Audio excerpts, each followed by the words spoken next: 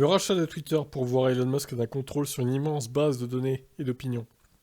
Avec Twitter, la quantité de données indécentes à laquelle Musk aurait accès pourrait mener au désastre. Un ancien professeur de Harvard déclare au Washington Post qu'avoir une seule personne aux commandes de la plateforme sociale sera un désastre pour la vie privée des utilisateurs.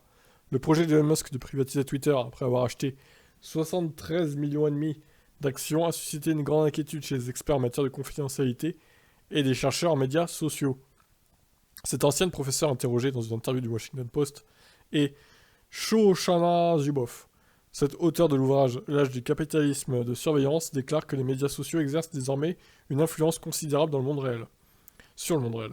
En cause des revenus faramineux et une collecte non réglementée des données des utilisateurs laissant la porte ouverte à de nombreux abus, et notamment la possibilité de déceler l'opinion publique ou même de l'influencer. D'après les dires d'Elon Musk, Twitter ne peut perpétuer la liberté d'expression et atteindre son véritable potentiel que s'il s'agit d'une entité privée non cotée. Musk suggère que la plateforme devrait offrir une fonction d'édition du tweet.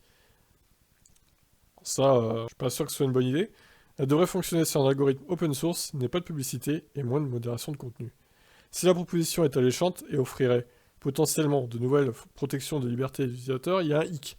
Ou plutôt deux. Le premier, c'est que rien ne garantit qu'un revirement de position chez le milliardaire après l'achat. On peut bien croire qu'Elon a sincèrement avoué pourquoi il veut racheter Twitter, mais devrait-on prendre un tel risque? Et quand bien même il maintiendrait ses positions, le problème se reposerait à une revente.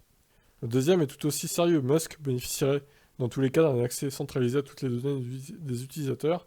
Cette quantité de données utilisateurs ne peut être comparée à rien qui n'ait jamais existé, et permet d'intervenir sur l'intégrité du comportement individuel ainsi que sur l'intégrité du comportement collectif, a déclaré Zuboff. Ce pouvoir dans les mains d'un seul homme serait un réel danger d'après cet expert, un monopole incompatible avec la démocratie. Bon après, il serait pas tout seul à gérer le site, hein. Il serait entouré d'une équipe d'informaticiens, etc. De toute façon, donc bon, je sais pas. Après, de toute façon, honnêtement, je pense pas qu'il rachète 100% Twitter, bien qu'on ne sait jamais, hein, ça peut peut-être arriver quand même. Est-ce que c'est pas du bluff aussi qu'il fait là?